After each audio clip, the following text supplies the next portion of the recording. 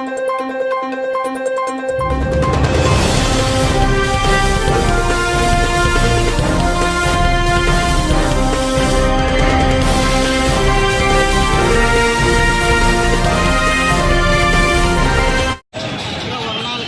వర్ణాలకి మధ్య జరుగుతున్నటువంటి భీకరమైన పోరాటం, యుద్ధం.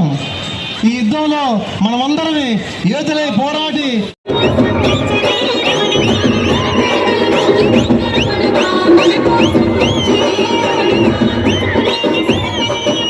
బతకాలంటే నా కోరిక, నా ఆశయం. నేను అందరికీ చెప్తా ఉంటా, ప్రతి చోట ప్రతి మనిషి ఎలా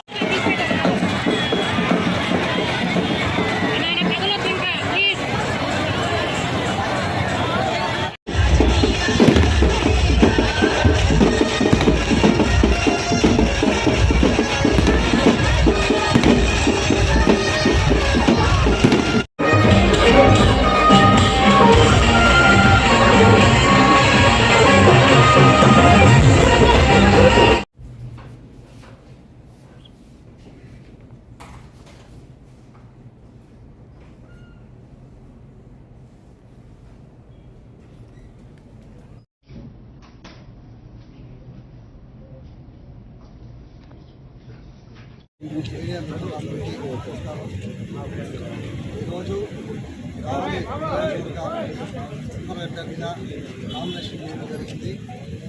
అయితే కావలి నియోజకవర్గంలో స్వతంత్ర అభ్యర్థికి భారీ ఎత్తులో ప్రజా ఆదరణ లభించింది.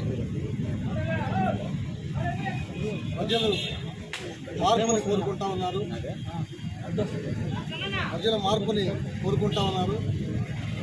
ఈ రెండు రాష్ట్రాల్లో కూడా ఇంతవరకు స్వతంత్ర అభ్యర్థిగా పోటీ చేసి ఇంత భారీ ఎత్తులో నామినేషన్ దాఖలు చేసిన కానీ కావలి నియోజకవర్గంలో మాత్రం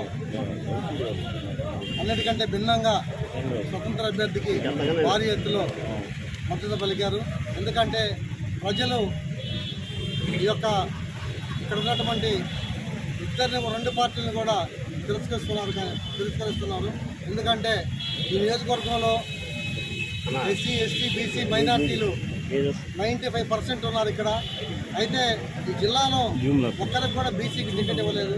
అంటే ప్రజలు ఇంత అహంకారం ఏంటి వీళ్ళకి?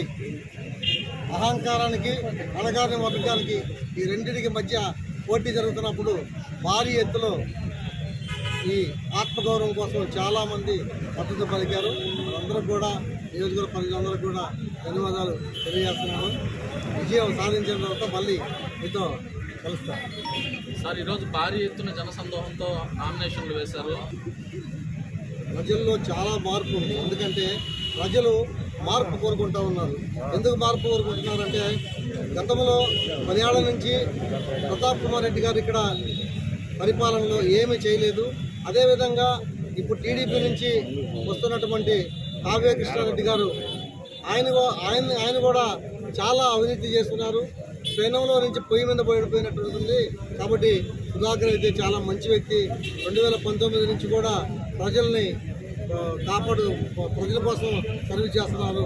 ఆయన గెలిపిస్తే బాగుంటుంది, నియోజకవర్గం బాగుపడుతుందని చెప్పని ఉద్దేశంతో ప్రజా ఆదరణ చాలా లభించింది.